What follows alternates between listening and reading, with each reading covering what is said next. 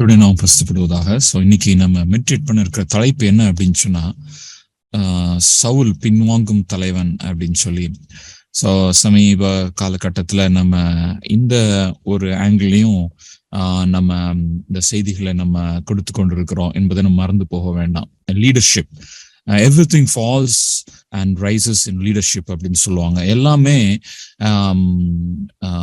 தலைவர்களை பொறுத்து நிறைய காரியங்கள் அது எழும்புவதாகவும் அது விழுவதாகவும் இருக்கிறது அப்படின்னு சொல்லி சபை சரித்திரத்துல நம்ம பார்க்கிறப்ப எங்கெங்கெல்லாம் ஆண்டவர் நல்ல தலைவர்களை எழுப்பினாரோ அங்கெங்கெல்லாம் ஒரு பெரிய ஒரு அசைவு அங்கே ஏற்பட்டதுன்னு சொல்லி நம்ம பார்க்கிறோம். ஸோ இந்த லீடர்ஷிப்ன்றது ஆண்டவர் ஒரு கொடுக்கிற ஒரு கிருபை என்று சொல்லி நம்ம மறந்து போகக்கூடாது. ஸோ அந்த 500 யூத்ல ஆண்டவர் சொன்ன ஒரு காரியம் என்ன, இவங்க எல்லாருமே லீடரா தான் இருப்பாங்க அப்படின்னு சொன்னார். எல்லாரையும் நான் எழுப்ப போறவங்க எல்லாருமே இவங்களை கொண்டு நான் இன்னொரு குரூப் நான் டச் பண்ணுவேன். அப்போ அவங்களுக்கு அந்த லீடர்ஷிப் கேப்பசிட்டிஸ், அந்த லீடர்ஷிப்போட அந்த குவாலிட்டிஸ் எல்லாமே வேணும் அப்படின்னு சொல்லி ஆண்டவர் அந்த சொன்ன காரியங்கள் எனக்கு நினைவில் இருக்கிறது. ஸோ ஒரு காலகட்டத்துல இப்படியாக நம்ம இந்த ஓவர் கம்மிங் சீரியஸ் ஆண்டவர் நம்மளுக்கு கொடுத்தார்.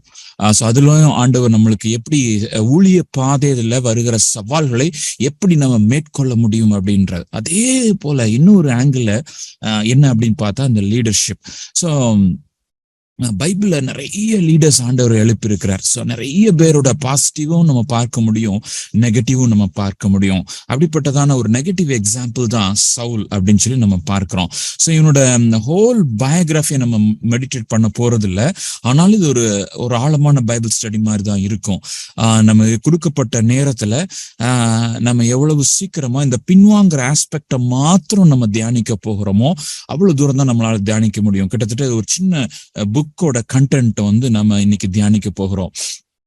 ஸோ அந்த பேக் ஸ்லைடிங்கை குறித்ததான பல விதமான பின்வாங்குறதை குறித்ததான பல ஆங்கிள் சவுலோட வாழ்க்கையில இருந்து மாத்திரம் நம்ம பார்க்க போறோம். முழு பைபிள்ல இருந்து கிடையாது, சவுலோட வாழ்க்கையில இருந்து மாத்திரம் நம்ம பார்க்க போறோம்.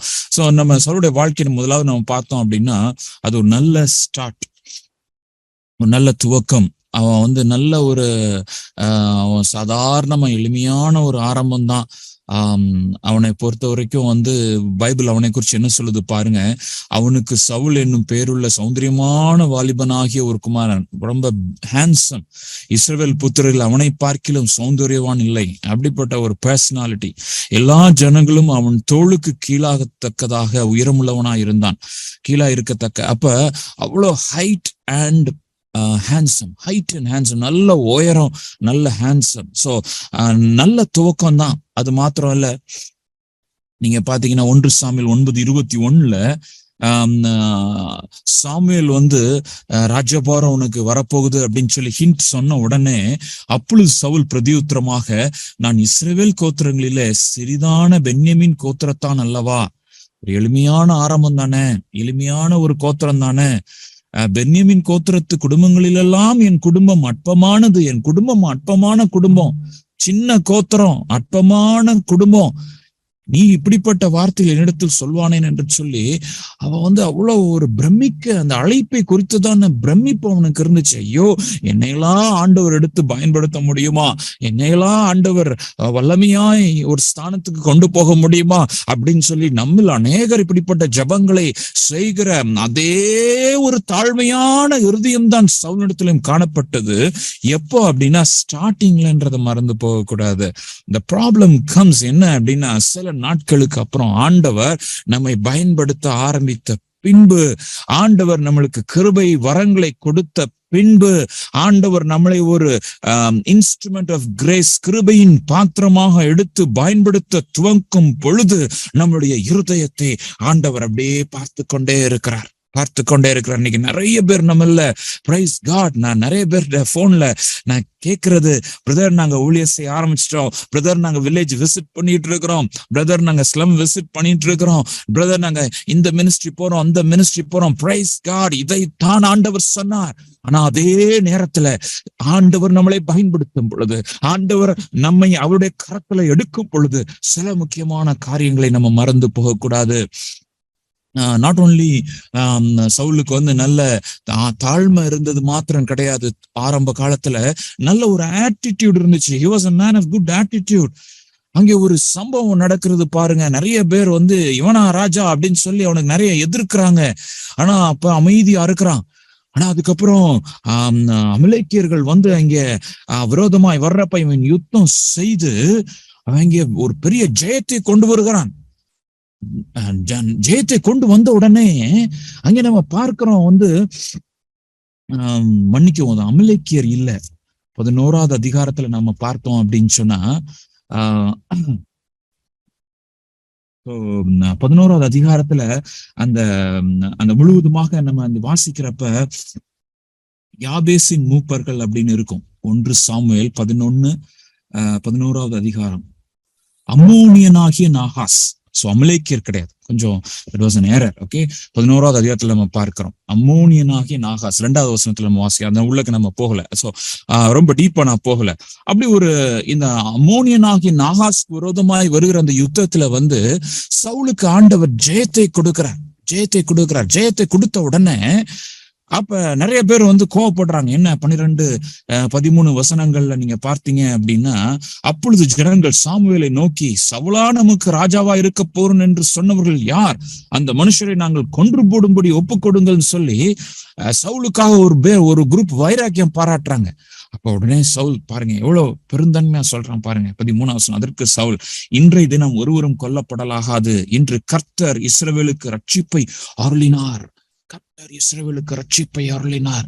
அப்ப எவ்வளவு ஒரு பெரிய ஒரு பிராட் மைண்ட் அவனுக்கு இருந்துச்சு பாருங்க. தனக்கு விரோதமா ஒரு குரூப் வந்து அசட்ட பண்ணாங்கன்னா அதெல்லாம் வேண்டாம்ப்பா அப்படின்னு சொல்லி நல்ல ஒரு துவக்கம், நல்ல ஒரு ராஜ்ய பாரம். இஸ்ரவேல் பெற்று கொண்ட முதல் ராஜா. எல்லாரும் சந்தோஷமா இருக்காங்க, எல்லாரும் மகிழ்ச்சியா இருக்கிறாங்க.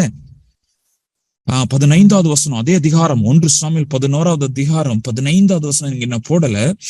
அப்படியே ஜனங்கள் எல்லாரும் கீல்காலுக்கு போய் அவ்விடத்திலே கர்த்தருடைய சந்நிதியிலே சவுலை ராஜாவாக ஏற்படுத்தி அங்கே கர்த்தருடைய சந்நிதியில் சமாதான பலிகளை செலுத்தி அங்கே சவுலும் இஸ்ரவேல் மனுஷர் யாவரும் மிகவும் சந்தோஷம் கொண்டாடினார்கள். There was great jubilation, there was great joy. சவுலோட லீடர்ஷிப்ல ஒரு சந்தோஷமாக துவங்குறது. ஆரம்பம் ரொம்ப நல்லா இருக்குது. ஆழ்மையான ஆரம்பம், எளிமையான ஆரம்பம், கர்த்தருக்கு பயந்த ஆரம்பம், நல்ல ஒரு பரந்த மன நிலைமையுள்ள ஒரு ஆரம்பம். இது எல்லாம் நல்லா இருக்குது. ஆனா எங்கேயோ ஒண்ணு இடிக்க ஆரம்பிக்குது. சரி, துவக்கத்தை நம்ம பார்த்துட்டோம். முடிவுக்கு இப்ப நம்ம வருவோம். Fast forward. ஓகே, நம்ம கடைசிக்கு வந்து பாவோம் என்ன நடக்குது பாருங்க. 1 சாமுவேல் 31வது அதிகாரம். இப்ப நம்ம படிச்சது வந்து 11வது அதிகாரம் முழுவதும் சவுலுடைய வாழ்க்கையை நம்ம பார்க்க முடியும். சவுலுடைய இறகுதலும், அதாவது டிக்ளைன் ஆஃப் சால் அண்ட் ரைஸ் ஆஃப் டேவிட். 31வது அதிகாரம். சவுல் வந்து அப்படியே கீழே போயிட்டே இருக்கிறான், பின்வாங்கி கொண்டு போயிட்டே இருக்கிறான், மேல வரவே மாட்டேங்கிறான். தாவீதை ஆண்டவர் அங்கே ஏற்படுத்தி கொண்டே இருக்கிறார். இதான் அந்த 31 அதிகாரத்துல நம்ம பார்க்கிறது. எப்படிப்பட்ட சுகமான முடிவு பாருங்க. அப்படியே அன்றைய தினம் சவுலும் அவன் 3 குமாரரும் அவன் ஆயுத தாரியும் அவனுடைய எல்லா மனுஷரும் ஒருமிக்க செத்து போனார்கள். Total wash out. எல்லாரும் ஒருமிக்க அவள் இறந்து போகிறது நம்ம பார்க்கணும். நல்லாதானே சார் ஆரம்பித்தது, ஆவிக்குரிய வாழ்க்கை நல்லாதானே இருக்கிறது. பின்வாங்கின சவுல், பின்வாங்கின ஒரு தலைவன், அவன் மாத்திரம் இல்ல பாருங்க, அவனோ சேர்ந்து ஒரு குரூப்பவே அவன் கீழே தள்ளிட்டான். எனக்கு நிறைய டவுட் உண்டு இதுல. என்ன அப்படின்னா, ஜோனத்தான் வந்து ரொம்ப அருமையான ஒரு கேரக்டர். யோனத்தான் வந்து அருமையான ஒரு கேரக்டர். யோனத்தான் வந்து தாவீதுட்ட ஒரு காலகட்டத்துல சொல்லுவான், நீ ராஜாவா இருப்ப, நான் உனக்கு கீழே இருப்பேன். I will be second to the king. நான் உனக்கு அசிஸ்டண்டா இருப்பேன். தாவீது he was envisioning. அவன் ஒரு தரிசனத்தை பார்த்தான். என்ன அப்படின்னா, தாவீது ராஜாவா இருப்பானா, இவன் அவனுக்கு கீழே இருப்பானான் என்று சொன்ன ஒரு எதிர்காலத்தை அவன் பார்த்தான். தரிசனம் என்று சொல்வதை விட ஒரு எதிர்கால நம்பிக்கை அவனை பார்த்தான். ஆனா அவனும் சேர்ந்து இறந்து போறான். What a tragedy. பைபிள்ல நிறைய tragedies இருக்கு. One of the very sad tragedy வந்து சவுலுக்கு நிகழ்ந்த ஒரு காரியம்தான். அதே போல் நம்ம பின்வாங்குகிறது ஒன்று. நம்ம கூட்டமா நம்ம தலைவரா இருந்தோம்னா நம்ம கூட சேர்ந்த ஜனங்களை நம்ம பின்மாற்ற வழியில நடத்திடுவோம். என்ன ஒரு பயங்கரம். Leadership is a privilege, responsibility. And also it is a cautious பாத்துன்றதை மறந்து போகக்கூடாது. தலைமைத்துவம் என்பது ஒரு நல்ல ஒரு பொறுப்பு தான். என்ன தலைமைத்துவம் ஒரு கிளஸ்டர் செல் நீங்க நடத்துறீங்கன்னா அது ஒரு பெரிய ஒரு பொறுப்பு. If you backslide, the whole team will backslide. நாம் பின்வாங்குவோம் என்று சொன்னால் நம்மை சார்ந்த அனைவரும் பின்வாங்குவார்கள். அவர்களை தவறாக நடத்த ஆரம்பிப்போம். பாருங்க எவ்வளவு பயங்கரம் அது. லீடர்ஷிப் எடுக்க சொல்றப்பெல்லாம் சந்தோஷமா இருக்கு, கிளஸ்டர் லீட் பண்ற சொல்றப்பெல்லாம் சந்தோஷமா இருக்குது, சிங்கிங் லீட் பண்ற சொல்றப்ப சந்தோஷமா இருக்குது, ஊழியத்துல பொறுப்புகளை நம்மளுக்கு ஆண்டவர் கொடுக்கறப்ப சந்தோஷமா இருக்குது, எல்லாம் நல்லதுதான். ஆனா எப்படி துவங்கணுமோ அப்படியே அதே அந்த துவக்கத்தில் இருந்த அந்த எளிமை, தாழ்மை, தாகம், கண்ணீரின் ஜபம், அதை ஒரு காலமும் மறந்து போகக்கூடாது மை ஃப்ரெண்ட்ஸ். ஒரு காலமும் மறந்து போகக்கூடாது. நிறைய காரியங்களை நான் சொல்ல போறேன். நான் சொன்ன குட்டி புக்கு கண்டென்ட்னு சொன்னேன், நிறைய காரியங்களை சொல்ல போறேன். பாருங்க அந்த பின்வாங்குதலினுடைய பல்வேறு டைமென்ஷன்ஸ் அதை நான் உங்களுக்கு சொல்ல போறேன். இவன் எப்படி பின்வாங்கினா ஃபர்ஸ்ட் நீங்க பாத்தீங்கன்னா 1 சாமுவேல் 13வது அதிகாரம் ஃபர்ஸ்ட் ஒரு கேரக்டர் பின்வாங்குற உங்க குணம் என்ன அப்படின்னா பொறுமை இழக்கிறது, பொறுமையின்மை. லீடர்ஷிப்ல சாதாரண ஆட்கள் பொறுமை இல்லாம இருக்கிறது வேற, ஒரு லீடர் பொறுமை இல்லாம இருக்கிறது வேற. ஒரு தலைவனா இருந்த ஆண்டவர் ஒரு ஊழியத்தை உனக்கும் எனக்கும் கையில கொடுத்திருக்கிறாரு. நம்ம பொறுமை இழந்தோம்னா ஊழியங்கள் டேமேஜ் ஆகும்ன்றத மறந்து போகக்கூடாது. எனக்கு ஊழியத்தின் ஆரம்பத்துல இதை சொன்னார், மகனே உன் வாழ்க்கையில பொறுமை ரொம்ப முக்கியம், பொறுமை ரொம்ப முக்கியம். பேஷண்டா நீ டீல் பண்ணணும் பீப்புள. ஒரு மீட்டிங்க்கு யாராச்சும் வந்திருக்க மாட்டாங்க, உடனே கடுகடுன்ற கூடாது. வார்த்தைகள் கொள்ளும், நாவின்ல அதிகாரத்துல ஜீவன் மரணம் இருக்கிறது. ஏதோ யாரோ தப்பு பண்ணிருப்பாங்க, அந்த தப்ப சரியா எடுக்கணும். முள்ளு குத்தி இருக்கும், அந்த முள்ளு எடுக்கிறதுக்கு நம்மளுக்கு ஒரு ஞானம் தேவை. சில பேர் கை பிசகாயிருக்கும், காயம் கற்ற ஊழியத்தை ஆண்டவர் கொடுத்திருக்கிறார். அப்ப இவன் சவுலுக்கு அது இல்லாம போயிருச்சு பாருங்க. லீடர்ஷிப்புக்கு வந்துட்டான், ஆனா அவனுக்கு என்ன இல்லை, பொறுமை இல்லை. சாமுவேல் 7 நாள் வெயிட் பண்ண சொன்னா 7 நாள் வெயிட் பண்ணிட்டான் பாருங்க. 7வது நாள் அவன் தனக்கு சாமுவேல் குறித்த காலத்தின்படி 7 நாள் மட்டும் காத்திருந்தான். சாமுவேல் கீழ்காலுக்கு வரவில்லை. ஜனங்கள் அவனை விட்டு சிதறி போனார்கள். அப்பொழுது சவுல் சர்வாங்க தகன பலியையும் சமாதான பலியையும் என்னிடத்தில் கொண்டு வாருங்கள் என்று சொல்லி சர்வாங்க தகன பலியை செலுத்தினான். அந்த ஒரு பிரிஸ்ட்லி ஆபீஸ் இன்னொருத்தருக்கு கொடுக்கப்பட்ட ஒரு ஊழியம், அது அவங்களுக்கு கொடுக்கப்பட்ட ஒரு கிருபை. அந்த அவசரத்துல அவன் ஓவர் ஸ்டெப் பண்றான். Leaders should never over step. நம்ம கொடுத்த கிருபையில நம்ம இருக்கணும். நிறைய டேலண்ட் படைச்சவங்களுக்கு தான் இது பெரிய டெம்டிங்கா இருக்கும். எல்லாமே நம்மளுக்கு பண்ண தெரியும், அப்ப எல்லாத்துலயும் கையை நோண்டக்கூடாது. No, we should not overstep our boundaries. அந்த பொறுமையா இருக்கணும். நம்மளுக்கு கொடுக்கப்பட்ட கிருபையில நம்ம இருப்போம். அவங்களுக்கு கொடுக்கப்பட்ட அந்த கிருபை, அதை பத்தி நீ குறை சொல்லக்கூடாது, நம்ம குறை சொல்லக்கூடாது. அங்கே போய் மூக்கு நுழைக்க கூடாது, நான் போய் அதை சரி பண்ணுவேன்னு சொல்லி செய்யக்கூடாது. ஆண்டவரே எனக்கு கொடுக்கப்பட்ட கிருபையில நான் பொறுமையோடு இருக்க உதவி செய்யுங்க. அடுத்தவங்க தப்பு பண்றது இருக்கட்டும், பரவாயில்ல, அது தப்புல அவங்க பழகட்டும். பழகிறதுக்கு நீங்க விடுங்க. எல்லாத்தையும் பெர்ஃபெக்டா செய்யணும்னு நினைக்க வேண்டாம். 2வது, driven by circumstances. இன்னொரு ஒரு பின்மாற்ற தலைவர்களுடைய இன்னொரு குணாதிசயம் என்ன அப்படின்னா, சூழ்நிலைகளால் நடத்தப்படுவாங்க rather than divine direction. ஆண்டவர் என்ன சொல்றார், ஆண்டவர் சமூகத்தில் நம்ம காத்திருக்கணும். ஆண்டவரே நீர் சொல்லுகிற வழி நடத்துதல் எனக்கு வேணும், கைடன்ஸ் சொல்லி இன்னொரு டாபிக்ல நம்ம பேசி இருக்கிறோம். இந்த செய்தியை நீங்க மறுபடியும் நீங்க கேட்டு பாருங்க. கைடன்ஸ் ரொம்ப முக்கியம். ஆண்டவரால் நடத்தப்படுகிற ஆண்டவர் இன்னொன்னு சொல்லியிருக்கிறார். இந்த 500 குரூப்புக்கு ஆண்டவர் சொன்ன ஒரு முக்கியமான ஒரு காரியம், இவர்களை நான் என்னுடைய குரலை கேட்டு நடக்கிறதுக்கு நீ பழக்கு, அதுதான் உன்னுடைய ஊழியம். ஆண்டவர் எனக்கு ஒரு தடவை சொன்ன, ஆவியானவருடைய குரலை கேட்டு நடக்கிறதுக்கு நீ பழக்குனா போதும், அதுக்கப்புறம் நான் பாத்துக்கிறேன். After that I will take care. They will move away from you அப்படின்னு ஆண்டவர் சொல்லியிருக்கிறார். அப்ப ஆவியானவரால் நடத்தப்படுகிறோமா, சூழ்நிலைகளால் நடத்தப்படுகிறோமா? 11வது வசனத்துல ஏன் இப்படி பண்ணன்றதுக்கு அவன் சொல்றான் பாருங்க. நீர் செய்தது என்ன என்று சாமுவேல் கேட்டதற்கு சவுல், ஜனங்கள் என்னை விட்டு சிதறி போகிறதையும் குறித்த நாட்களில் திட்டத்திலே நீர் வராததையும் பெலிஸ்தர் மெக்சாவிலே கூடி வந்திருக்கிறதையும் நான் கண்டபடியினாலே. ஜனங்கள் என்னை விட்டு போறாங்க, நீரும் சொன்ன நேரத்துல வரல, அங்கே பெலிஸ்தர் எதிரிகள் கூட்டம் கூடுறாங்க. I have to do something. Beware of that. சூழ்நிலைகளை பார்த்து ஏதாவது ஒண்ணு நான் செஞ்சிடணும்னு நம்ம நினைக்க வேண்டாம். அந்த பிரஷரை வித்ஸ்டாண்ட் பண்றதுக்கான கிரேஸ உங்களுக்கும் எனக்கும் ஆண்டவர் கொடுக்கட்டும்.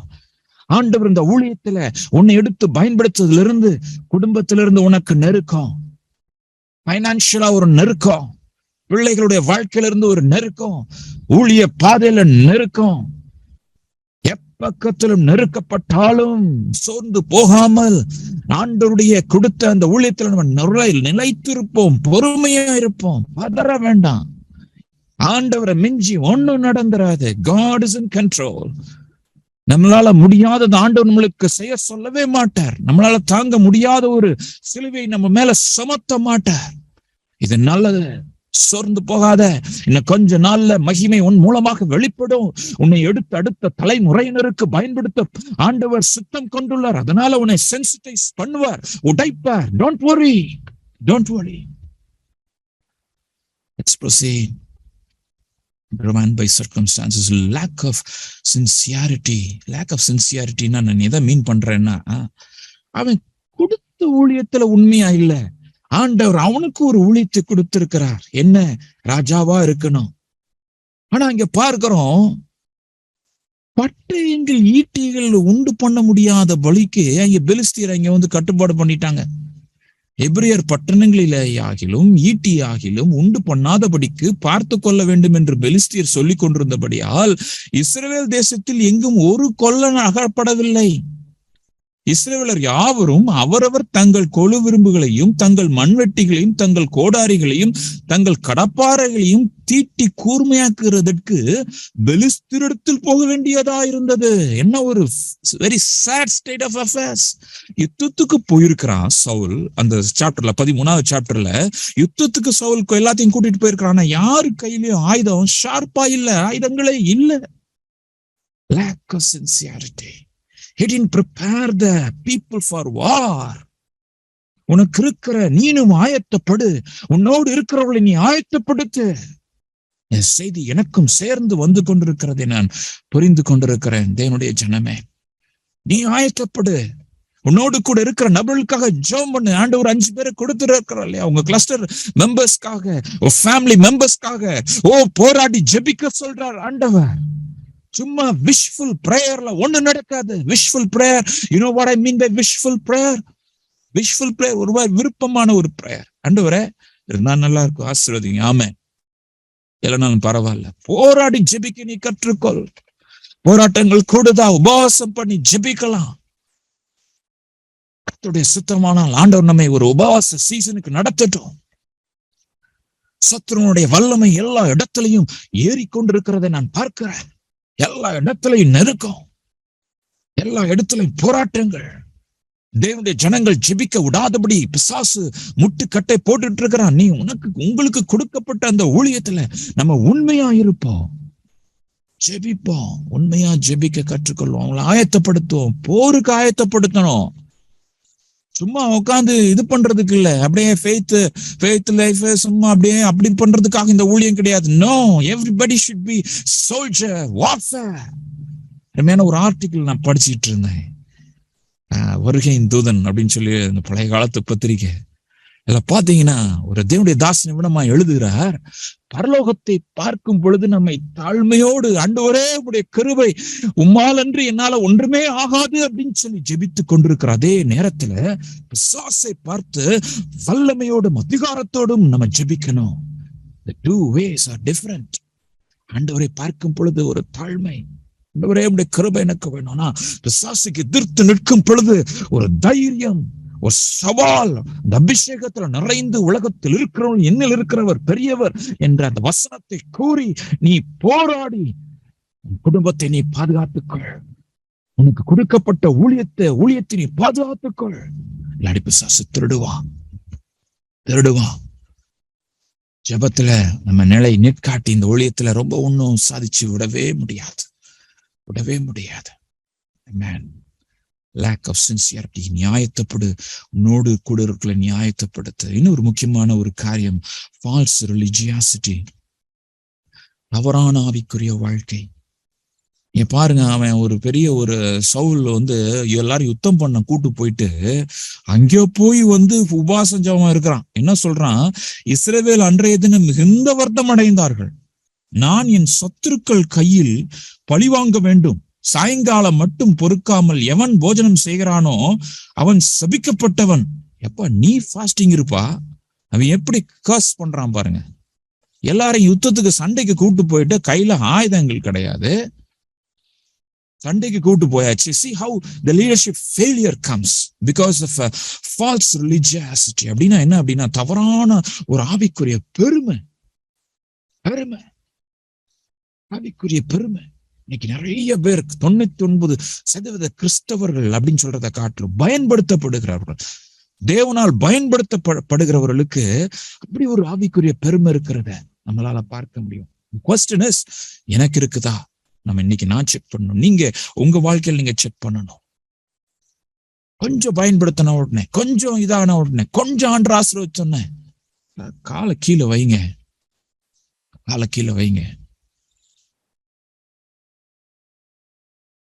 சென்சிட்டிவ் வளர்க்குறேன் பாருங்க. நிறைய பேரை நான் பார்த்துருக்கிறேன். அவங்க நல்லா ஜோம் பண்ணிட்டாங்க, 7 நாள் உபாசம் பண்ணிட்டாங்கன்னா அடுத்தவங்க மேல சாட ஆரம்பிச்சிருவாங்க, திட்ட ஆரம்பிச்சிருவாங்க. தவறான ரிலீஜியஸ். தாங்க ஒரு இதுல ரொம்ப பெர்ஃபெக்டா இருப்பாங்க, அவங்க லைஃப்ல ஏதோ ஒரு பாயிண்ட்ல பெர்ஃபெக்டா இருப்பாங்க, அந்த பாயிண்ட வச்சு மித்தவங்களை நியாயம் தீர்ப்பாங்க. அப்படிலாம் இருக்குதா? தவறான ஆவிக்குரிய வாழ்க்கை, சுய நீதி, அழுக்கான கந்தை என்பதை நம்ம மறந்து போக வேண்டாம். நான் பாருங்க, அவன் பெரிய இது மாதிரி நினைச்சுக்கிறான். எப்பா நீ இரு ஃபாஸ்டிங், நீ ஃபாஸ்டிங் இரு, சண்டை போடு, மித்தவங்க மேல தள்ளுறான் பாருங்க. அதான் ராங் லீடர்ஷிப் அடுத்தவங்களை அஃபெக்ட் பண்ணும். நான் நிறைய மிஷனரி ப்ரேயர் எல்லாம் பார்த்துருக்கிறேன். மிஷனரி ப்ரேயர்ன்னு சொல்லிட்டு அடுத்தவங்க லைஃப்ல உள்ளத மெசேஜ்ல சொல்லிட்டே இருப்பாங்க. சில சர்ச்சஸ்லயும் நான் பார்த்திருக்கிறேன். நான் வளர்ந்த சபையில பெரிய பிரச்சனையா இருக்கு. பாஸ்டர் என்னதான் சொன்னாரு அப்படின்னு பயங்கர சண்டை. அது உண்மைதான். அவருக்கு தனியா போய் அவங்கள ஃபர்ஸ்ட் கரெக்ட் பண்ணணும். அதை விட்டுட்டு மெசேஜ்ல ஒரு பாயிண்டா கொண்டு வர்றது. நிறைய பேர் நீங்க மெசேஜ் கொடுக்குற எப்படி தெரியுமா கொடுப்பாங்க? அவங்க குரூப்பை பார்ப்பாங்க. அவங்க குரூப்ல யாரெல்லாம் என்னென்ன குறை இருக்குது, அவனுக்கு அந்த குறை இருக்கு, இவனுக்கு இந்த குறை இருக்கு, இவனுக்கு இந்த குறை இருக்கு. அப்போ ஒரு 3 பாயிண்ட போடு, இதை போட்டு நம்ம இது பண்ணலாம். ஆண்டவர் துக்கப்படுகிற தேவனா இருக்கிறார். அப்ப நம்ம லைஃப்ல மட்டும் ரொம்ப எல்லாமே பெர்ஃபெக்டா இருக்கா? ஆண்டவரே, எனக்கு இந்த குரூப் நீர் கொடுத்திருக்கிறீங்களே, அவங்க எப்படி இருந்தாலும் நான் அவங்களை அக்செப்ட் பண்ணணும். அவங்க மேல எனக்கு ஒரு அன்பை தாங்க, அவங்களுக்காக நான் ஜெபிக்கணும், அவங்களை எப்படியாச்சும் நான் வின் பண்ணணும், எனக்கு உதவி செய்யுங்க ஆண்டவரே அப்படி நீ ஜெபம் பண்ணணும். இப்படி ஜனங்களை கஷ்டப்படுத்த கூடாது. மேய்ப்பனின் ஊழியம் அப்படின்றது சென்சிட்டிவான ஒரு மினிஸ்ட்ரி. ரூல் போட்டு இது பண்ற மினிஸ்ட்ரி கிடையாது. இதுதான் அப்படிதான் இருக்கணும், அப்படிதான் இருக்கணும், இல்லைன்னா வெளியே போ, அப்படிலாம் கிடையாது. நோ. எல்லாரையும் ஒருவேளை நம்ம இந்த ஊழியத்துல நிறைய ஸ்டாண்டர்ட் ஹையா வச்சிருக்கிறது உண்மைதான்.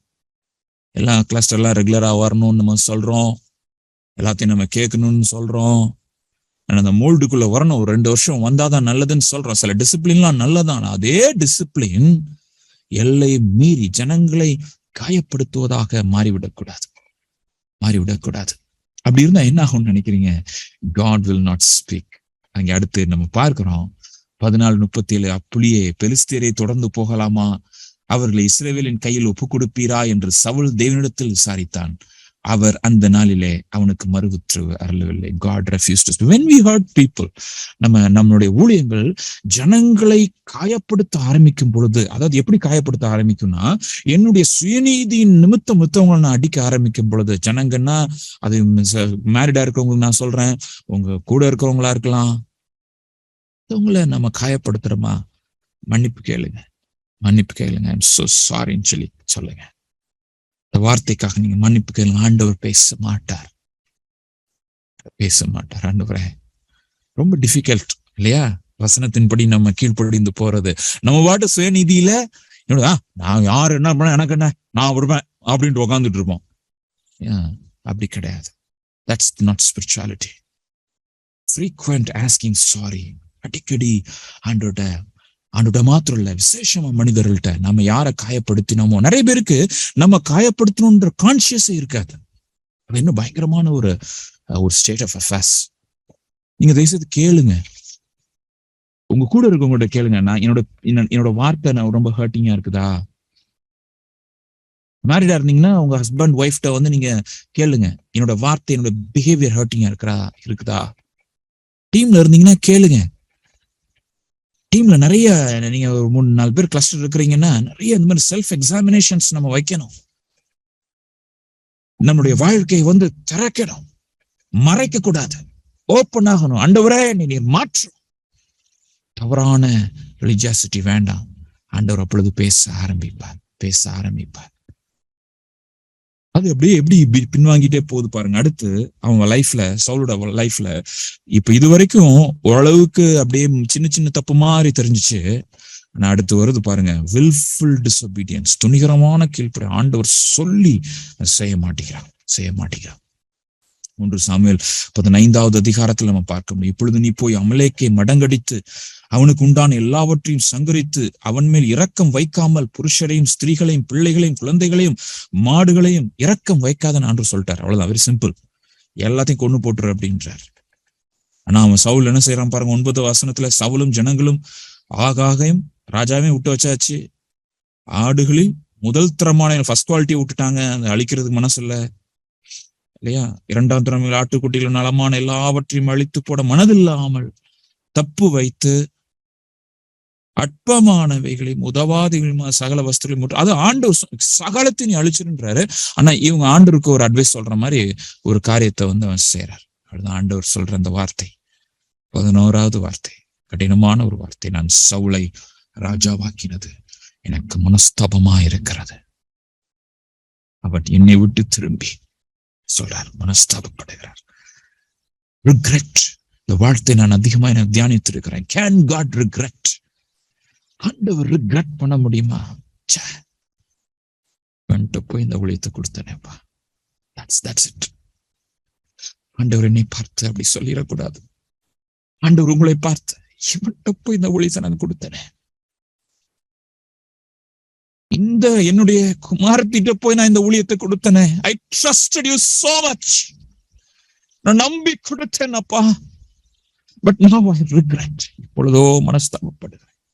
ஆண்டவரே, என்னுடைய வாழ்நாட்கள்ல இந்த ஒரு வசனம் என் வாழ்நாட்கள்ல வரக்கூடாது. ஆண்டவரே, என்னை குறித்து நீங்க மனஸ்தாபப்படக்கூடாது. எல்லாரும் ஒரு சின்ன ஜெபம் செய்யலாமா? ஒப்பு கொடுத்தலின் ஜெபம் செய்யலாமா? ஆண்டவரே, என்னை குறித்து நீங்க மனஸ்தாபப்படக்கூடாது. உன்னை நம்பிதானப்பா உன் வீட்டுல இந்த பிள்ளைங்களை நான் கொடுத்தேன். அது ஏன் பிள்ளைங்க, உன்னை நம்பி நான் கொடுத்தேன். நம்பி இந்த 5 பேரை கொடுத்திருக்கிறேன். நம்பி உனக்கு ஒரு ஊழியத்தை கொடுத்திருக்கிறேன். 500 இல்லாதவங்க ஒருவேளை இந்த செய்தியை கேட்டீங்கன்னா 5 பேர் சொல்லி குழப்ப வேண்டாம். ஆண்டவர் உங்களை நம்பி ஒரு ஊழியத்தை கொடுத்திருக்கிறார், ஒரு குடும்பத்தை கொடுத்திருக்கிறார். நன்றி சொல்லுங்க. அவங்களை நான் ஒழுங்கா நடத்துவேன். அவங்களை நான் உண்மை நான் துக்கப்படுத்த மாட்டேன். உன்னுடைய அன்பை எல்லாருக்கும் நான் காண்பிக்கணும். என்னுடைய குறைவுகள் எல்லாம் நீ காமிச்சிருங்க ராஜா. இன்னைக்கு என்னுடைய பின்மாற்றம் இருதயம், இந்த பின்மாற்றத்தின் நடுவரே அந்த விதைகள் எல்லாம் இருதயத்தில இருந்து போகட்டும் இயேசுவின் நாமத்தினால. என்னோடு கூட பேசிக்கொண்டே இருங்க இயேசுவின் நாமத்தில் பிதாவே. ஆண்டவருக்கு பிரியமானதை நான் செய்யணும். ஆவியானவரே, பிரியமானதை செய்ய என்னை வழி நடத்துங்க அப்படின்னு சொல்லி நீங்க ஜெபித்து கொண்டே இருங்க. ஒவ்வொரு நாளும் சரியா ஒரு நாள் ஜெபம் பண்ணிட்டே இருங்க. அடுத்து பாருங்க, இன்னொரு விளைவுன்னு சொல்லலாம். பின்மாற்றத்தோட இன்னொரு விளைவு என்னன்னா, லாஸ் ஆஃப் காட்லி ஃபெலோஷிப். பிசாசு என்ன தெரியுமா செய்வான்? எதுக்கு நம்ம வந்து இவ்வளவு கிளஸ்டரோ பிரேயர்ஸோ ஏதோ ஒரு ஐக்கியத்துல நீங்க இருக்கணும் அப்படின்னா, பிசாசோட ஃபர்ஸ்ட் டார்கெட் உங்களை ஐக்கியத்துல இருந்து வெளியே கொண்டு போயாச்சுன்னா ஈஸியா அடிச்சிடலாம்.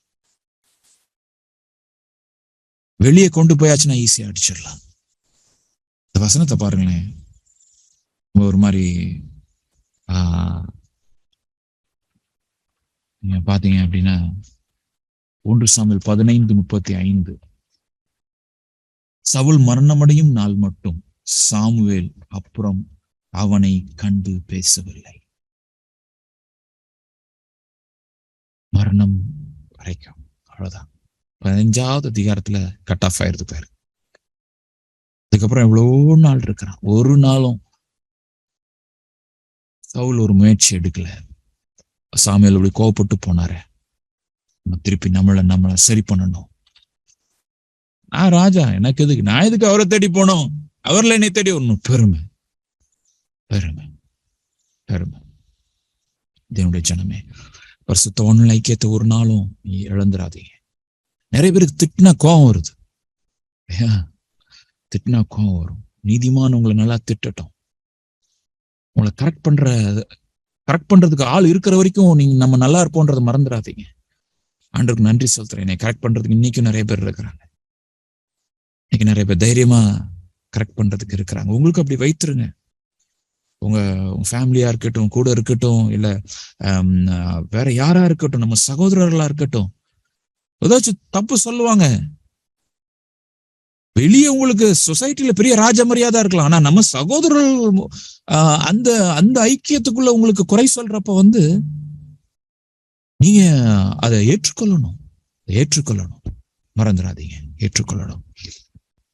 பரிசுத்தவான்களின் அந்த ஐக்கியத்தை நீங்க இழந்து போகக்கூடாது. நான் சொன்னது போல 1 சாமுவேல் 16:14 நீங்க பாத்தீங்கன்னா, கர்த்தருடைய ஆவி சவுலை விட்டு நீங்கினார், மூவ் பண்ணிட்டார். ஆனா நம்மளுக்கு புதிய ஏற்பாட்டுல நம்ம பார்க்கிறோம், இது பழைய ஏற்பாட்டுல ஆண்டவர் எடுக்கப்படுறார். ஆவியானவர் ஒரு மனுஷனுக்குள்ள வந்த பிறகு திருப்பி எடுக்கப்படுறார். ஆனா புதிய ஏற்பாட்டுல இந்த நம்மளுக்கு அப்படிப்பட்ட ஒரு கான்செப்டே கிடையாது. ஆனா என்ன கான்செப்ட் இருக்குது புதிய ஏற்பாட்டுல? ஏன்னா முத்திரையாக கொடுக்கிறப்போ, அச்சாரமாக கொடுக்கப்படும் ஆவியானவர் அப்படிலாம் வசனங்கள் இருக்கிறது. அதனால நம்ம எப்படி இதை கன்க்ளூட் பண்ண முடியும் அப்படின்னா, புதிய ஏற்பாட்டுல ஆவியானவர் துக்கப்பட்டு கொண்டே இருப்பார். உள்ளக்கதான் இருப்பார், ஆனா அவர் கிரீவ் பண்ணிட்டே இருப்பார். ஆவியானவர் நம்ம துக்கப்படுத்தக்கூடாது. அவருக்கு பிரியமா இல்லாததை நம்ம செஞ்சு அவர் துக்கப்படுத்தக்கூடாது. அப்ப அது என்ன ஆகும் அப்படின்னா, ஆவியானவர் உள்ள இருந்தே கஷ்டப்படுத்துறது ரொம்ப கொடுமையான ஒரு காரியமா இருக்கும். நம்ம ஆவியானவரால் நடத்தப்படுகிற ஒரு ஊழியம். சாமுவேல் சாட்விக் அப்படின்ற தேவதாசன் நம்ம சொல்லுகிறார், God can use not a talented fellow. நல்லா புரிஞ்சுக்கிடுங்க. ஒரு டேலண்டட் ஃபெல்லோவை பயங்கரமா எடுத்து ஆண்டவரால பயன்படுத்தணும் அப்படிலாம் சான்ஸே கிடையாது. என்ன டேலண்டா இருந்தாலும் சரிதான், என்ன குதிரையா இருந்தாலும் சரிதான், என்ன கழுதையா இருந்தாலும் சரிதான், ஆண்டவருக்கு தேவை என்ன தெரியுமா? yielded heart, விட்டு கொடுக்கப்பட்ட இருதயங்கள், பரிசுத்த ஆவியானவரால் நடத்தப்படுகிற வாழ்க்கை, அதுதான் தேவை. ஆண்டவரே, நடத்தப்படுற வாழ்க்கை எனக்கு தாங்க. இந்த வார்த்தை, இந்த ஃப்ரேஸை வச்சுக்கிடுங்க, வேற எங்கேயும் கேட்க முடியாது. நீங்க நடத்தப்படுகிற வாழ்க்கை எனக்கு வேணும்னு சொல்லு. நடத்தப்படுகிற வாழ்க்கை, ஆவியானவரால் நடத்தப்படுகிற வாழ்க்கை, என் வாழ்க்கை நான் செய்வேன், நான் தீர்மானம் பண்ணுவேன். No, you will end up somewhere. ஆண்டவர் உன்னை அனுப்பாத இடத்துக்கு நீ எங்கேயோ போய் தனியா நின்று உன் வாழ்க்கையை முடிப்ப. நோ, அந்த இடத்துக்கு போகாத. ஆண்டவரே, நீர் நடத்துற இடத்துக்கு நான் போகணும் ராஜா, நீங்க என்ன நடத்துங்க ஆண்டவரே. உந்தன் பாதைகள் அறிந்திட செய்யும், சித்தம் நிறைவேற்றிடும் சொல்லி ஃபாதர் அருமையா பாடுவார். நடத்தப்படுகிற ஒரு வாழ் போலாம். பின்மாற்றத்துல இதெல்லாம் ரொம்ப முக்கியமானது பிரதர்ஸ் அண்ட் சிஸ்டர்ஸ். ஏன் நம்ம பின்வாங்குறோம்? ஏன் இன்னைக்கு நிறைய பேர் ஊழியக்காரங்க பின்வாங்குறாங்க? ஏன் ஆண்டவரால ஒரு காலகட்டத்துல வல்லமையா எடுத்து பயன்படுத்தவங்க ஏன் இன்னைக்கு அந்த மகிமையின் அந்த பிரகாசம் இல்லாமல் இருக்கிறாங்க? ஏன்? ஆண்டவரால நடத்தப்படாததுனால. ஆண்டவர் இல்லாத அனுப்பாத இடத்துக்கு ஆண்டவர் செய்ய சொல்லாத ஊழியத்தை செய்து ஆண்டவரை துக்கப்படுத்தி கொண்டிருக்கிறாங்க. இது மாத்திரம் இல்ல, லெட்ஸ் ப்ரொசீட். இந்த அப்ப நம்மளுக்கு ஜெனரலா இதோட எஃபெக்ட் என்ன ஆகும்னா, பேக் ஸ்லைடிங்கோட எஃபெக்ட், நம்மளுக்கு பயங்கள் நிறைய வரும். நிறைய பயங்கள் இருக்கும். நான் இப்ப பின்வாங்கி கொண்டிருக்கிறேனா அப்படின்றது பாக்குறதுக்கு முன்னாடிக்கு பயப்படாத காரியத்துக்கு நான் இப்ப பயப்படுறேனா அப்படி கம்பேர் பண்ணும். 10 வருஷத்துக்கு முன்னாடி என் பணத்தை குறிச்சு யோசிச்சதே கிடையாது பிரதர். இப்ப பணத்தை குறிச்சு யோசித்தாலே எனக்கு ஒரு பயமா இருக்குது. You're backsliding. முன்னெல்லாம் நான் எதிர்காலத்தை குறிச்சு ரொம்ப யோசித்ததே கிடையாது. ஆனா இப்பெல்லாம் ரொம்ப யோசிக்கிறேன். Yes, we are backsliding. We have started to backslide. பேக்ஸ்லைடுன்ற அந்த வைரஸ் நம்மளை தாக்குவதற்கு முயற்சி செய்து கொண்டிருக்கிறது. அதே எப்படி ஊழியத்துக்கு எப்படி வந்தோமோ அதே ஆரம்பம், அதே ஆரம்ப விசுவாசம், அதே ஆரம்ப அர்ப்பணம், அதே ஆதி அன்பு தான் ஓடிக்கொண்டே இருக்கேன். சரி, இப்படி நம்ம பின்மாற்றது ஒருவேளை அப்படி இருந்தோம் அப்படின்னா நெக்ஸ்ட் என்ன ஆகும் அப்படின்னா, அடுத்த ஒரு எஃபெக்ட் என்ன கொடுக்குது அப்படின்னா பொறாமை. ஏன் அப்படின்னா ஆவியானவர் ஜனங்கள் தேவை நிமித்தம் மற்ற பாத்திரங்களையும் பயன்படுத்த ஆரம்பிப்பார். இப்ப ஆண்டவர் நமக்குள்ள இருக்கிறார், பரிசுத்தாவியானவர் நம்மளுக்குள்ள இருக்கிறார், நம்ம எடுத்து பயன்படுத்துவார். நம்மளுக்கு கிருபைகளை கொடுத்து அந்த கிருபைகளை அவர் எடுத்து பயன்படுத்தி அவர் நாமத்தை மகிமைப்படுத்தி கொண்டிருப்பார். நம்மளும் அதை பார்த்து ஆச்சரியப்படுவோம். அதே போல ஆவியானவர்கள் நடத்தப்படுறப்ப இன்னொரு பாத்திரத்தையும் ஆண்டவர் தெரிந்தெடுத்து நம்ம கூட இருக்கிறவங்க தான் சின்ன வயசா இருக்கும், அவங்களை எடுத்து ஆண்டவர் மகிமையா பயன்படுத்துவார். அப்ப உனக்குள்ள ஆவியானவர் இருந்தாருன்னா நம்ம என்ன செய்வோம் தெரியுமா? சந்தோஷத்துல தொள்ளுவோம். ஆண்டவரே, ஞானிகளுக்கு நீ இதை மறைத்து பாலகருக்கு வெளிப்படுத்தினரே என்று சொல்லி இயேசு கிறிஸ்து எப்படி ஆவியில களி கூர்ந்தாரோ அப்படி நம்ம களி கூறுவோம். நான் அப்படி பின்மாற்றத்துல இருந்தோம் அப்படின்னா பொறாமை கொள்ளுவோம். அவங்களுக்குலாம் சான்ஸ் கிடைச்சிருச்சு, எனக்குலாம் கிடைக்கல, என்னெல்லாம் ரிஜெக்ட் பண்ணிட்டாங்க, அவங்களுக்குலாம் இது பண்ணிட்டாங்க அப்படின்னு சொல்லி பின்மாற்றத்தினுடைய இன்னொரு அறிகுறி. நல்லா பாருங்க இந்த வசனங்கள்ல. அதாவது அவன் பொறாமப்படுறான். பொறாமப்பட்ட உடனே 10வது வசனம், மறுநாளிலே தேவனால் விடப்பட்ட பொல்லாதாவி சவுல் மேல் இறங்கிட்டுறப்ப பொறாமை அப்படின்ற இடம் அது பிசாசை அட்ராக்ட் பண்ணும். மறந்துடாதீங்க, பொறாமை நம்ம லைஃப்ல இருந்துச்சுன்னா பிசாசுகள், அசுத்த ஆவியினுடைய கிரியைகள் நம்முடைய வாழ்க்கையில இருக்கிறதுக்கு நிறைய வாய்ப்பு இருக்கு. நம்ம வாழ்க்கையில பொறாமை இருக்குதா யோசித்து பாருங்க. இதெல்லாம் பின்மாற்றத்தின் அறிகுறி. அவங்களுக்குலாம் நிறைய பணம் கிடக்குது, நம்மளுக்குலாம் இல்லையா? அவங்களுக்கு கார் இருக்குது, நம்மளுக்கு இல்லை. அவங்களுக்கு கம்பேர் பண்ணிட்டு இருக்கிறீங்களா? ஜாக்கிரதை. தவறான பகுத்தறிவு. இது இன்னொரு இந்த பின்மாறுதலின் ஒரு முடிவு என்ன ஆகும் அப்படின்னா, நீங்க பாத்தீங்க அப்படின்னா 1 சாமுவேல் 19:17 சவுல் தன்னுடைய மகள்கிட்ட சொல்லுவான். இப்ப தாவீதுக்கு மீகாலுக்கும் கல்யாணம் முடிஞ்சிருச்சு. ஆனா தன்னுடைய தகப்பனை கொல்ல வர்றாரு, கணவனை கொல்ல வர்றாருன்னு மீகா தாவீதை எஸ்கேப் பண்றதுக்கு ஹெல்ப் பண்ணிட்டா. அதுக்கு சவுல் சொல்ற வார்த்தையை பாருங்க, அதுதான் நீ போட்டிருக்கிறேன். நீ இப்படி என்னை ஏய்த்து என் பகைங்கனை தப்ப விட்டு அனுப்பினது என்ன? என் பகைங்கன் என்ன சார் அது? என்னுடைய பகைங்கன் அப்படின்னு சொல்றாரு. என் பகைங்கன் யார்? எனிமி? தாவீது எனிமியா? தவறான ஜட்ஜ்மெண்ட்ஸ், பின்வாங்குதல். இன்னொரு என்னது தெரியுமா? பயங்கரமா யோசிக்க ஆரம்பிப்போம், பயங்கரமா யோசித்து கொண்டிருப்போம். எல்லாம் தப்பான ஜட்ஜ்மெண்ட்ஸா இருக்கும். யாரெல்லாம் தேவனுடைய பிள்ளைங்களோ அவங்களுக்கு வெறுக்க ஆரம்பிப்போம். யாரெல்லாம் பொல்லாதவங்களோ அவங்கெல்லாம் ஃப்ரெண்ட்ஸ் ஆகிறதுக்கு ட்ரை பண்ணிட்டு இருப்போம். ரொம்ப ஜாக்கிரதை. இது ஆண்டவர் தான் நம்மளுக்கு வெளிப்படுத்த முடியும்.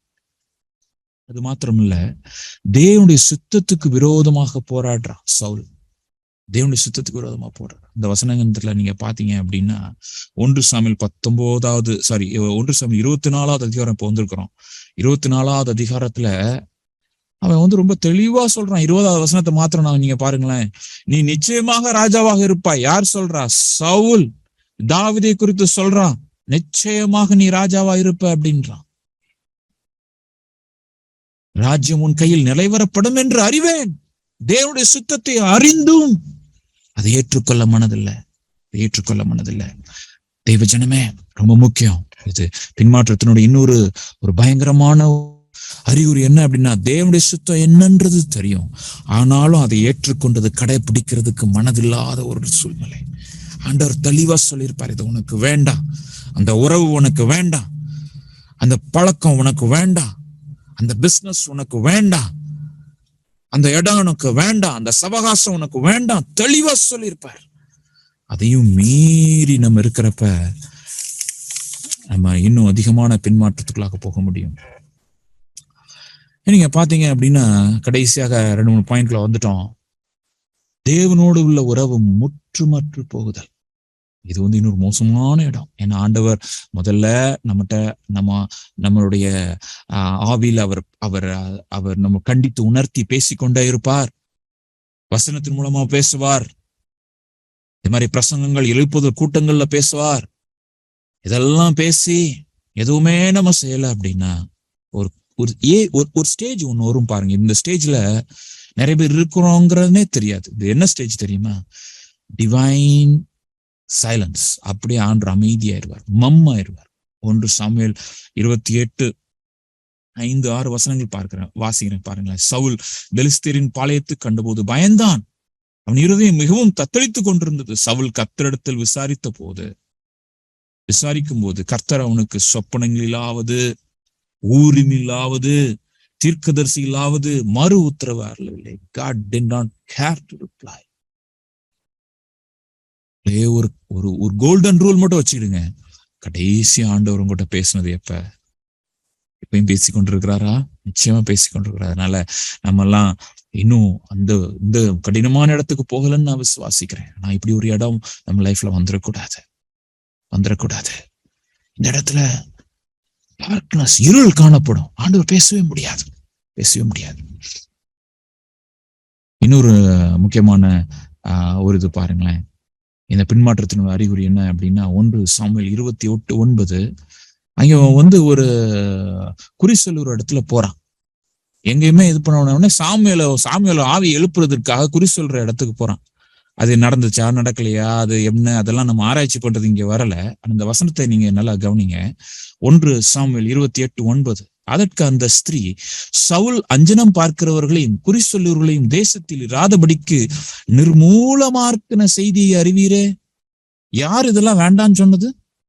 சவுல் அவனுடைய நல்ல ஆட்சி காலத்துல, ஆண்டவரோடு நல்ல ஐக்கியப்பட்டிருந்த அந்த காலகட்டத்துல என்ன சொன்னான் தெரியுமா? அஞ்சனம் பார்க்கிறவர்கள் குறி சொல்ல எல்லாவற்றையும் இராதபடிக்கு நிர்மூலமாக்கி இருந்தான். ஆனா அவன் செய்ததே அவன் மறுபடியும் திருப்பி அவன் அழிக்கிறத நம்ம பார்க்கிறோம். இது நான் நிறைய ஊழியத்துல நான் பார்த்திருக்கிறேன். யாரால ஆண்டவர் எடுத்து ஒரு சபையை கட்டுகிறாரோ அதே சபையை அந்த நபரோட கரத்தினால அது இடிபடுவதற்கு நிறைய வாய்ப்புகள் இருக்கிறது. எந்த ஊழியத்தை என் கரத்தை நான் கட்டுகிறேனோ அந்த ஊழியத்தை என் கையாலேயே இடிக்கிறதுக்கு சத்ரு அனைத்து முயற்சிகளையும் எடுப்பான்றத நம்ம மறந்து போகக்கூடாது. கடைசியாக சவுல் அவன் திருப்பி ரிட்டர்ன் ஆகிறதுக்கு நிறைய வாய்ப்பு இருந்துச்சு. மனம் திரும்ப மறுத்து விட்டான். இங்க கடைசி நேரத்துல அந்த குறி சொல்லுகிறவர்கள் எல்லாம் சொல்றான், நீ சாமுவேல் சொல்ற மாதிரி அங்க ஒரு வசனங்கள் நம்ம இருக்கிறது. உண்மையிலே சாமுவேல் வந்தானா இல்ல உண்மையிலே அசுத்தாவி வந்துச்சுன்னா, சில வேத வல்லுநர்கள் என்ன சொல்றாங்கன்னா அசுத்தாவிதான் வந்துச்சு அப்படின்றாங்க. ஏன் அசுத்தாவி வந்துச்சா? சொல்றத வார்த்தையில பாருங்களேன். கர்த்தர் உன்னை விட்டு விலகி உனக்கு சத்துருவா இருக்கும் பொழுது நீ என்னிடத்தில் கேட்பானேன். கர்த்தர் என்னை கொண்டு சொன்னபடியே செய்து முடித்து ராஜ்யத்தை உன் கையிலிருந்து பறித்து அதை உன் தோழனாகிய தாவீதுக்கு கொடுத்து விட்டார் இல்லையா? கர்த்தர் அடுத்து பாருங்க 19வது வசனம், கர்த்தர் உன்னுடைய ஜனமாகிய இஸ்ரவேலை பெலிஸ்தர் கையில் ஒப்பு கொடுப்பார். நாளைக்கு நீயும் உன் குமாரனும் என்னோடு இருப்பீர்கள். இஸ்ரவேலின் பாளையத்தையும் கர்த்தர் பெலிஸ்தரின் கையில் ஒப்பு கொடுப்பார் என்றான். அப்ப இங்க நம்ம பார்க்கிறோம், அவன் இந்த நேரத்துல கூட இப்படிப்பட்ட ஒரு செய்தி, இது சத்ரு பிசாசு சொன்னானா சாமுவேல் சொன்னானா அந்த வியாக்கியானத்தை விட்டுருங்க. ஆனா இப்படிப்பட்ட ஒரு நேரத்துல கூட எனக்கு அடிக்கடி நான் யோசிக்கிறது என்ன தெரியுமா? அன்னைக்கு நைட்டு கூட அவன் தாவீதுக்கு ஹெல்ப் கூட்டிருக்கலாம். தாவீது எனக்கு ஹெல்ப் வாப்பா, இந்த மாதிரி பெலிஸ்தருக்கு விரோதமா நம்ம சேர்ந்து சண்டை போடுவோம். தாழ்மை இல்ல, மனம் திரும்ப மறுப்பது. இன்னைக்கு நம்மளுக்கு ஈகோ, நிறைய பேருக்கு ஈகோ. நான் அவங்களோட மெசேஜ் நான் கேட்கறதா? நம்மளுக்கு நிறைய பேரு நான் பாக்குறேன், நம்ம இயக்கத்துல நான் பார்த்திருக்கிறேன், சின்னவங்க பேசினா கேட்கவே மாட்டாங்க. பெரிய ஆட்கள் பேசினா மட்டும்தான். எல்லாரும் நார்மலா உட்காந்து நம்ம செய்தி, அது அப்படி ஒரு பெருமை, ஒரு பயங்கரம், இதெல்லாம் வஞ்சம். நல்லா நிறைய பிரசங்கம் பண்ணிட்டு இருக்கேன் பிரதர், அதனால இப்பெல்லாம் நான் செய்தியெல்லாம் கேட்கறதே கிடையாது. நல்லா புரிஞ்சுக்கிடுங்க, எந்த ஒரு காலகட்டத்திலையும் நம்மளுக்கு எந்த ஒரு அறிகுறியும் அறிவுரையும் தேவையில்லை. நான் ரொம்ப மிதமிஞ்ச வேற லெவலுக்கு போயிட்டேன் அப்படின்ற அந்த வார்த்தைகள் எல்லாம் பயங்கரமான பின்மாற்றத்தின் வார்த்தைகள்ன்றது மறந்து போகக்கூடாது தேவனுடைய ஜனமே. அதனால ஆண்டவருடைய வசனம் என்ன தெரியுமா சொல்லுது? நீ எந்த நேரத்திலையும் நீ ஆண்டவர்கிட்ட திரும்பணும். இது கடைசி நேரம், சவுலோட கடைசி தருணம். இந்த அன்னைக்கு ராத்திரியில அவன் போய் தாழ்மையா இருந்து தாவீதுட்ட மன்னிப்பு கேட்டு, நான் இனிமே செய்ய மாட்டேன், நீ எனக்காக ஜெபம் பண்ணுன்னு சொல்லி சீனியர் போய் ஜூனியர்கிட்ட ஜெபம் பண்ண சொல்ல முடியுமா? அதுதான் இங்க பிரச்சனை. உங்களுடைய வாழ்க்கையிலும் என்னுடைய வாழ்க்கையிலும் இப்படிப்பட்ட அநேக பரீட்சைகள், தாழ்மையின் பரீட்சைகளை ஆண்டவர் அலோவ் பண்ணுவார். நம்மளுடைய வயது குறைந்தவர்கள் நம்மள்ட்ட குறை கூறுவதற்கு ஆண்டவர் அலோவ் பண்ணுவார். அதை ஏற்றுக்கொள்ளுங்க. சில இது அவங்க சொல்றது தவறா இருக்கலாம், சில இது சரியாதான் இருக்கும். நம்ம ஏற்றுக்கொள்வோம். ஆண்டவரே மன்னிங்க, ஆண்டவரே. எந்த நிலைமையா இருந்தாலும் இனிமேலாம் வாய்ப்பே இல்லை அப்படின்னு சொல்லாதீங்க. அப்ரோச் தி த்ரோன், திரும்புங்க. நம்முடைய பலவீனங்களை குறித்து பரிதபிக்க கூடாத பிரதான ஆசிரியர் நமக்கு இராமல், எல்லா விதத்திலும் நம்மை போல சோதிக்கப்பட்டும் பாவம் இல்லாதவா இருக்கிற பிரதான ஆசிரியரே நம்மளுக்கு இருக்கிறார். அவர் பரிதபிக்கிறார். தெரியும் மகனே, நீ பலவீனன் தான். ஓ பிசாசு உன்னை வஞ்சித்துட்டான், நீ சரியாகணும், நான் ஏங்குகிறேன், நீ வா, ஒத்துட்டு நீ வான்றார், தாழ்மையோடு நீ வா. That's all God is requiring from you and me. Return to me. வசனங்கள் எல்லாம் இன்னும் நான் சொல்லிக்கொண்டே ஒவ்வொரு வசனத்திலையும் ஆண்டவர் சொல்றது என்ன? திரும்பு, என்னிடமா நீ திரும்பு, மறுபடியும் வா, இழந்து போன அந்த ஜெப வாழ்க்கை நீ திருப்பி கேளு. இன்னைக்கு எத்தனை பேர் ஆரம்ப காலத்துல நான் நிறைய ஜெபம் பண்ணுவேன், ரொம்ப கம்மியா ஜெபம் பண்றேன். நல்ல உற்சாகமா கிளஸ்டர்ஸ் வந்துட்டு இருந்தேன், அந்த உற்சாகம் இல்ல, இந்த ஊழி எனக்கு பாரமாயிருச்சு. சோர்வா இருக்கிறீங்களோ, அந்த ரியாலிட்டி நீங்க சொல்லுங்க. அதை மூடி மலிப்பிராதீங்க, மூடி மறைத்துறாதீங்க, மலிப்பிராதீங்க. நோக்கி நம்ம பார்க்கலாம். ஆண்டவரே,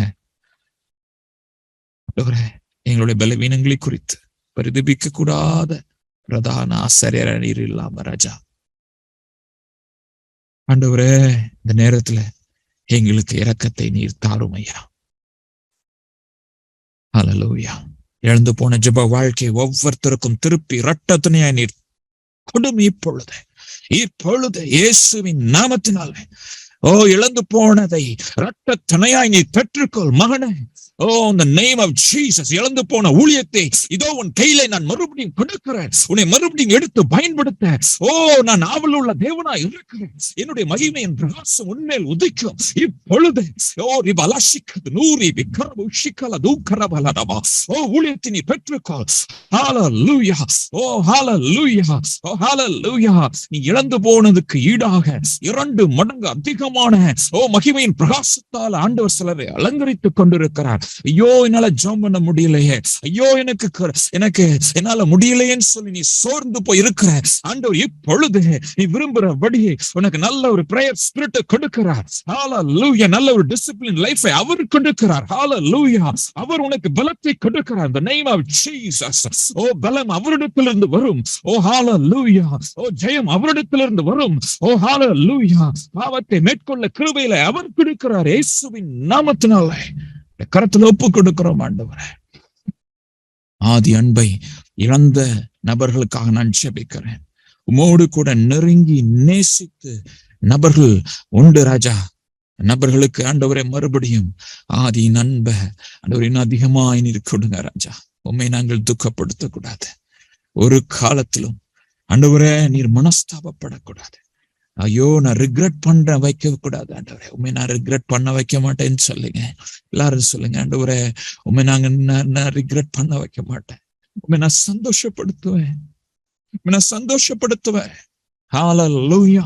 எல்லா சோர்வின் அந்தகாரங்கள், நிறைய பேர் சோர்ந்து போயிட்டாங்க. சோர்ந்து போகாத, தொடர்ந்து ஆண்டவருடைய ஊழியத்தை செய்ய ஆண்டவர் மகிமைப்படுத்துவார். தேவையில எல்லாம் சந்திப்பார். ஹல்லேலூயா. பலவீனங்கள் எல்லாம் மாறி போகும்.